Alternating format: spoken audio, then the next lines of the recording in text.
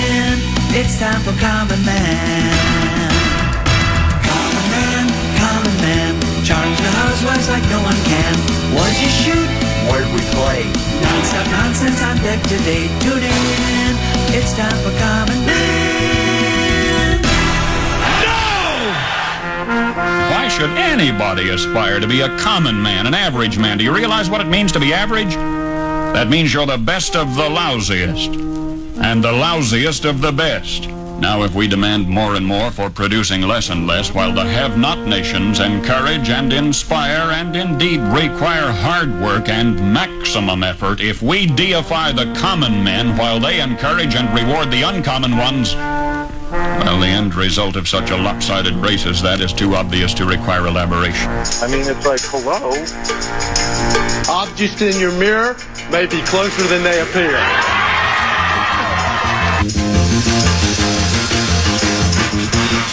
Huh?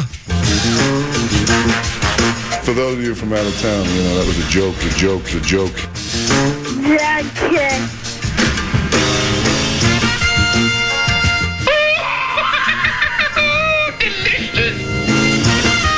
Yeah, Rosie. Lucky.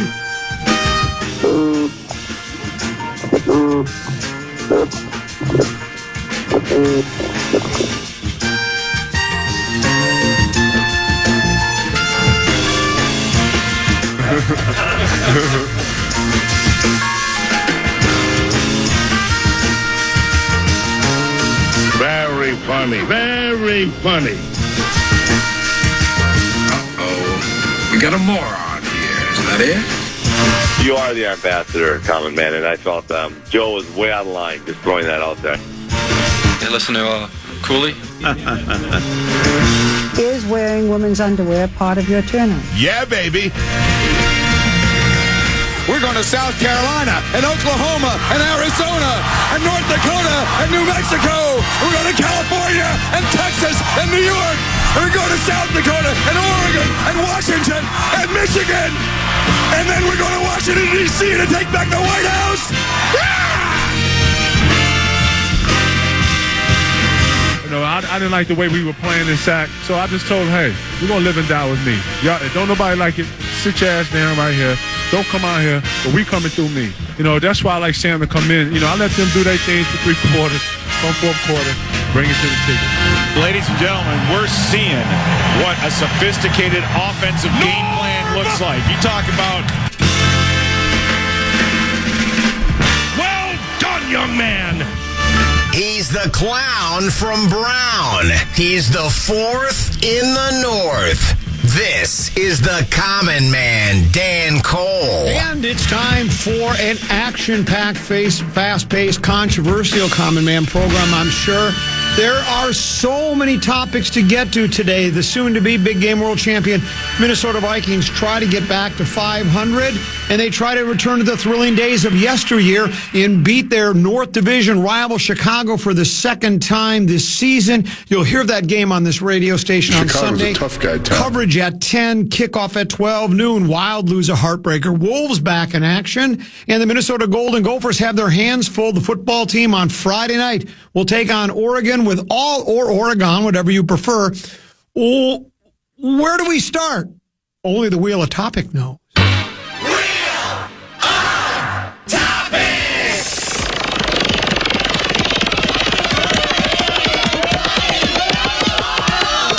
Commons Golf Games. And I hadn't even planned on playing today. What did you shoot today? 81. Where'd you hit it on one? Where'd we play? We played at Loggers Trail. Where'd you hit it on one? Right up the gut. How far from the green were you? I had a wedge in my hand. Second shot? It came up just a bit short up, number one at Loggers. It's a pop-up green.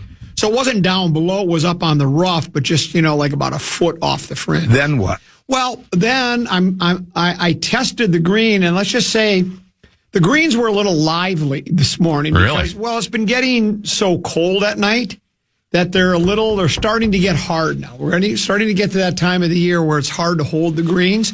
But as the day goes by, as the morning went by, they softened up on the back. So that first one, I hit a soft little pitch, but it hit and it was like a trampoline. Well, not quite like a trampoline, but it was like a tabletop. Then what? Well, then I made the 10-footer coming back.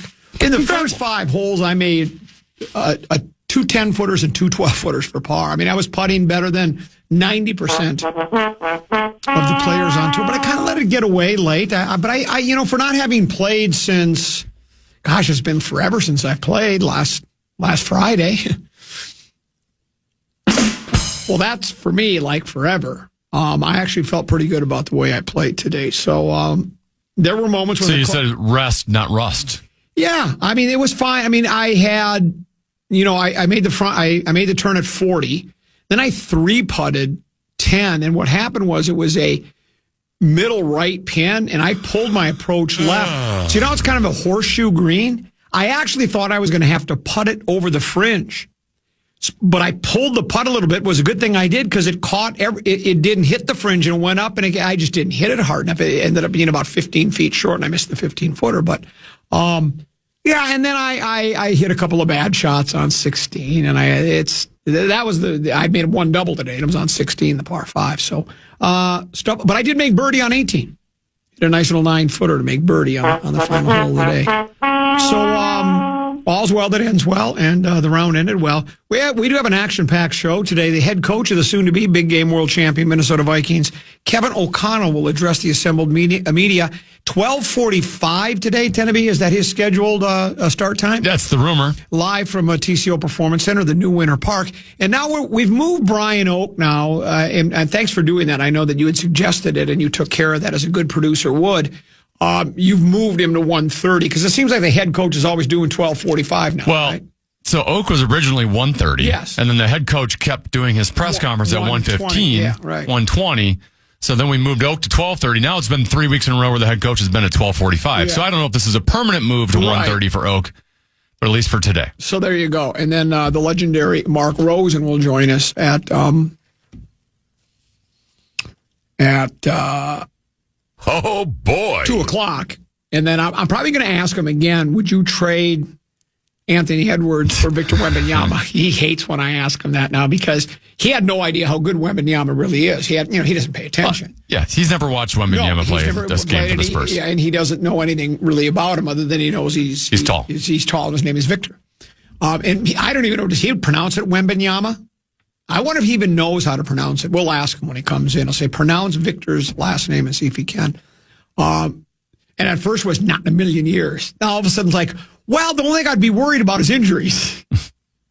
So it went from not in a million years to, well, if you can guarantee he'd stay healthy, I'll make the trade today. A couple of other players I wonder, too, if Mark Rosen would trade. And Ford, we'll ask him about those as well. I did see Tenneby. I love the basketball community tends to get annoyed with you and I. Well, I think me for sure, and a little bit with you because you're Mr. Hockey guy. Yeah. And you always like to bring up They feel hockey. like we're against each other, yeah, and right. we're not. Yeah, we're really not. And I just, for me, being the ambassador or the president of the Tough Love Covenant, I really feel like in basketball, teams will oftentimes take time off. And I get pushback from people. They go, "Oh no, that's not true. You're making it up. Other sports do it and such like that." Here's a prime example. This was one of my listeners texted me this. He said, "Hold on." He says, "Thought you might enjoy this quote from Jimmy Buckets. Probably take up a 13, 14-minute segment." Here's the quote from Buckets. "The fight, honestly, I think that the fight's not always there. We got to fight no matter what. Most of that fighting I'm talking about is on the defensive end. Not getting stops means you're just not playing hard. You're just not doing whatever it takes to win." And when I bring that up, the basketball community and the Wolves, especially because the Wolves are maybe, I don't know, I'm not paying as close attention to the NBA in general and specifically the Wolves as I once did, but I think the Wolves seem to do it more than any other team in the league. It just seems that way because I see the same quotes from them all the time. The effort wasn't there. We got to give 100%. First game of the season, or first or second, we had DiVincenzo saying that, well, if we're not giving any effort, we're not going to win any ball games. This was at the beginning of the season. First game. It's not even like they were on, the fourth game in a week, a back-to-back. They played on a Tuesday, a Thursday, and then a Saturday, Sunday, and Sunday afternoon was a matinee, and so they were a little tuckered. This is like second game of the season, first game of the season. So here's Jimmy Buckets saying the same thing. He's saying, he says right here, he goes, not getting stops means you're just not playing hard. Because that's what it is. I've said it forever. I played basketball, now not at a high level like I did boot hockey, and not like football where I was a fierce pass rushing, Rocket Gibraltar run stopping defensive lineman. I played both sides of the ball, by the way. And I was a precise route running, sure-handed pass catching tight end. I was a hell of a boot hockey goaltender. There was a stretch where I may have been the best boot hockey goaltender, not only in the Twin Cities, not only in Minnesota, but maybe in the whole entire upper Midwest, maybe in the country. Maybe in the world. Maybe in the world. But I've played enough pickup basketball to know that defense is mostly effort. Now I know there's defensive schemes and there's footwork. And weak side help and strong side help and weak and strong side help and there's this and then you have to be connected and all that. But it's mostly just effort. Just get in the guy's face. Don't deny the guy the ball. Don't let him touch the ball. Get in the passing lanes. Try to make a steal every once in a while. And most teams, a lot of players don't want to do it because they just, and I don't know if it's like an unwritten rule or if they have how am I trying to say this? Like they have an agreement before the games. They're just like, hey, if you don't try real hard on defense, we won't either. Let's just see who can outscore who, right? Almost like it's an all-star game because, they never play defense in all-star games.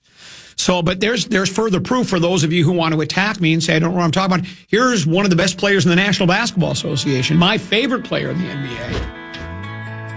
And I would not trade in a million years Jimmy Buckets for Victor Wembanyama. Not in a million years. But just so there you have it. One of the best players and one of the best defensive players in the league says not getting stops means you're not playing hard. So that should seal it.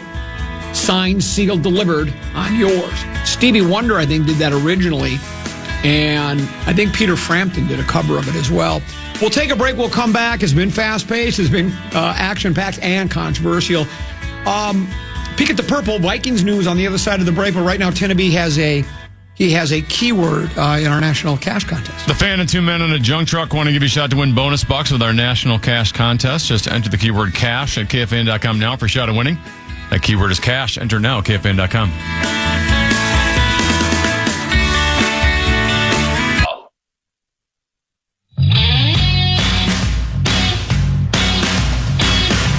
Hey, Rubes, this football season, Bell Bank is giving one KFAN listener each week $1,000 to pay it forward to a charity of their choice.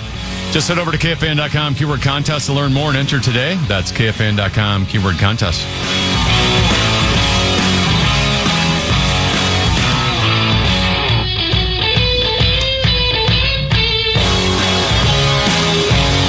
The 13-14 pastime common. East Tenneby head coach, less than a half hour from now, roughly. Rock Talk 130 with Brian Oak, and then the legendary Mark Rose will join us as well. Time for Peek at the Purple, brought to you by our friends at Affordable Electric. The holidays are coming. The holidays are coming. Don't get overloaded outlets or old wiring ruin the fun. From GFCIs to lighting installs, Affordable Electric keeps your home bright and safe all season long. Call before the first snow. They'll help make your holidays shine. They are Minnesota's trusted electricians, Affordable Electric. Affordable-electric.com. Affordable-electric.com. And always keep in mind, Affordable Electric is shockingly affordable. Ooh. Yikes. I'm starting to get used to it. As a matter of fact, I'm actually beginning to enjoy it. Lavelle and Neal will be part of Peek at the Purple today. Late last night when I got home, it was about 10:30. I think I told you, Tenneby, my habit now is to fall asleep on the couch and then wake up midnight, 1 o'clock in the morning. And I go about my brush my teeth, wash my face, get ready for bed, right? And then I sit and I'll scan. I'm doing show prep. I'm much like Adam Schefter. He's tweeting at 2 or 3 o'clock in the morning. I'm actually reading late at night. So it's about 12:30, and I stumble across Lavelle Neal III's piece on J.J. McCarthy. Bears QB Caleb Williams, the 2024 number 1 pick, sets a blueprint for J.J. McCarthy. So he talks about the growing pains of Caleb Williams. If you remember his first year, which was last year, he did struggle. He had he was sacked on. He hung onto the ball too much. He had a very mediocre season. Some of it his own doing by hanging onto the ball, not getting rid of the ball, taking sacks. Some of it, I don't think the coaching staff was tip top, and he didn't have a lot of help on the offensive line, much like we've seen happen with the Vikings. But he has gotten better this year. The Bears are 6-3. They have a rebuilt offensive line, and they're doing well. And Lavelle points all this stuff out. But what he says here tend to be, he says, with more reps in Coach Kevin O'Connell's guidance, McCarthy can one day flourish like Daniels, Nix, and May have. Williams isn't there yet either, but is making progress. He includes a quote from O'Connell saying, all experience being good experience from right now. You'd love to make them all after wins, but we got to do the things required as a team. And then JJ is going to make a lot of those plays for us. And like I said, the compete, his willingness to lay it on the line and try to make the plays are very much things we knew about him. But now it's just about continuing to carve this thing and shape it in a way where we're helping him become the best version of himself, both short term and long term. Then Lavelle closes it out by saying, it's impossible to determine how long it will take McCarthy to consistently flourish. Right now, it's easy to see how volatile development can be. It's impossible to determine how long it will take McCarthy to consistently flourish. So I then texted Lavelle Neal. This would have been at 12:10 last night, or this morning. I said, it's also possible McCarthy will never flourish. Then I went to bed. He did respond 40 minutes later. Wow. He was up. He said, run with that. So then when I woke up at 6 a.m. to get ready for my day, I saw him say, run with that. And I said, well, you make it sound like it's a guarantee he'll be really good, that he just needs time. The NFL landscape is filled with top 10 quarterback picks that were busts, and most of them had moments in their short careers that made it appear they were going to be successful players for years to come, but they never panned out. And he said, I pointed out that we don't know what the final product will be like. As a Bears fan, I have experience watching quarterback prospects fail. My assertions that he will improve. He's still a young man, baby. I don't even know what that means. But no, what you said was, in your piece, you said, we don't know how long it will take him to flourish. Well, he may never flourish. Sure. Now, he very well could. It was almost like it was a given. And so I just thought I'd chide him a little bit and, poke him a little bit and say, you just because the head coach of the team says that we're all headed in the right direction, he's going to be fine, and it's a learning experience, we're carving things out for him, doesn't guarantee anything. Now, we've talked about this every single week, every day of every week, and I think you and I both are on the same page here. We're not giving up on him in any way, shape, or form. He has shown some signs. There have been flashes. That first Bears game, he had in the victory over the Lions, he had some really nice plays in the first half, and then the toss to Speedy Naylor to clinch the game was a really nice play as well. But it's been more disappointment than anything so far, right? I mean, it's just hasn't. And again, he's young and blah blah blah. But so we'll learn more, I think, this week against the Bears. It seems like people either think they've already made a determination he's going to be really good. Because look at the struggles Josh Allen had and Peyton Manning had. They had struggles, or they think he's going to be a complete bust. And I don't know. That's why for me it's like I want to play it out. But I just when I see or read or hear people either make one determination or the other after 4 stars, I think it's poppycock. I think it's foolhardy. I think you can't make that kind of. You can if you want, and you might be right. You could make the determination right now and say he's going to be a 15-year starter for the Vikings and be a franchise quarterback, and he might end up being that way. Or you can say, that'd be great. I don't think he's ever going to get out of his second year in the league, and you could be right there as well. And we'd all be disappointed, but I think it's just a little bit too easy. I mean, there is a scenario that like 4 months from now we're moving on to a different quarterback. Mm-hmm. Right? Like, it's not a guaranteed slam dunk. This guy is our guy for the next decade. He has to show you something over here over the second half of the season. I think so. I do think so. I know. And people treat him like he's a rookie. I get it from a game experience standpoint. He is. Yeah. But this is year 2 for him. So he's not going through the year 1 rookie issues of learning a professional offense for the first time. Like, he should have all of that stuff down. It's more of a, learning NFL defenses and picking up the speed of play. Well, then when I checked my email this morning before I went to go play golf, an emailer, and I think it was a listener emailed me to comment at KFAN.com, and I think it was coming on the heels of our discussion yesterday about Sam Darnold, right? And then he said, boy, people easily forget that Sam Darnold had 2 terrible games at the end of the season. Well, no, no one's forgotten that. He had a bad game against Detroit. How many times do we have to speaking of reminding people, he said, do I have to remind people how bad Darnold was for 2 games? Do we have to remind people that Darnold was sacked 9 times? The offensive line was so bad. Immediately following the game, the head coach said, we're going to rebuild the interior of this is 20 minutes after the end of the game. He's already declaring we need help on the offensive line.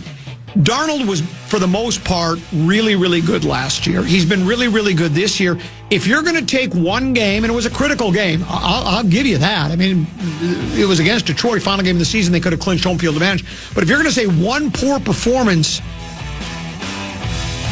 one game where you played really poorly, if you're going to say, well, that's how you determine a quarterback, well, then there's not a quarterback in the league you would ever be able to trust, because even the best of all time have had struggles before, especially early on. So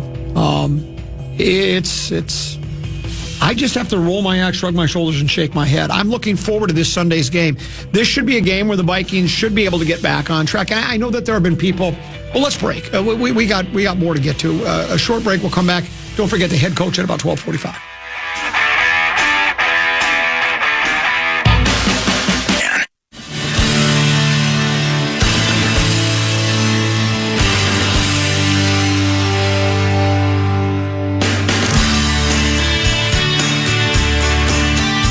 Bucks is back on KFAN. We have 9 chances for you to win $1,000 every weekday. That's every hour from 9 a.m. until 5 p.m. To enter the keywords and learn more, head to KFAN.com. Bonus Bucks is presented by 2 Men in a Junk Truck. Couple 13-14 past Common Man program. I'm Common. He's 10 to be. Here's what I think the issue is, Tim. I haven't wanted to really say it, or I guess I just haven't felt like bringing it up. But here's the truth of the matter is, the people that are pushing back on you and I, saying McCarthy hasn't been playing very well, the jury's still out, they are such diehard Viking fans and so badly want him to be that they're in denial. They don't want to, any criticism at all. For instance, how about this text? Now, I know you're thinking I made this up, or this is an AI-generated text. McCarthy, really? McCarthy's been more disappointment than encouraging? He's played in 3 games. 4. The O-line has been a box of Band-Aids since the start of the season, and the rest of the team pretty much shot themselves against the Ravens with self-inflicted, or shot themselves against the Ravens with self-inflicted wounds. Don't blame McCarthy for 21 other players' poor performance or the coaching performances. The offensive line was intact last week. Last week, they had all 4 of their 2 starting tackles and their 2 starting guards, and their center, they've been raving about Brandel. They say this is probably his natural position. He's in for concussion guy. he threw 42 passes and completed 20. They said the self-inflicted wounds came from J.J. McCarthy. Exactly. He was the one that was having trouble with the cadence. Those 8 false starts, the coach admitted they're on the quarterback. He was overthrowing wide receivers. Did you see how many times he overthrew wide receivers? The interceptions he wasn't pressured on. Are you watching the same game? Look, we all want him to do well. And we think he has a chance. But to try to pretend that he's not the biggest issue with the team right now, you're lying to yourself. He said the other 21 players, the defense was brilliant is probably too strong of a word, but they kept stopping the Ravens and holding them to field goals. They were on the field forever. Late in the game, they gave up some tutties, but how long are they supposed to keep their finger in the dike? One of those tutties was a turnover in your own territory. That is correct. It's like, folks, quit coddling the kid. And hey, we know you want him to play really well, but he's not your kid. You know when you watch your kid play hockey, you do, and I watch my boy play basketball, you want the best for him, and you don't want him to do anything bad. J.J. McCarthy's not your kid. This is the National Football League. This is big-time sports. Doesn't matter how old you are, how much experience you have, you're either making the plays or you're not. No one's saying he needs to be cut. No one's saying he needs to be benched. But to pretend that he hasn't been literally awful for the most part. He's had his moments. Fourth quarter in the Bears game. And he had his moments against Detroit. And he had his moments against... But every quarterback has moments in games. That's why they're in the NFL.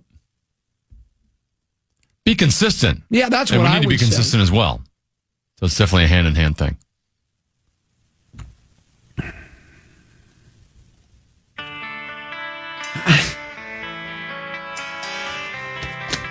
I'd rather talk about my golf game.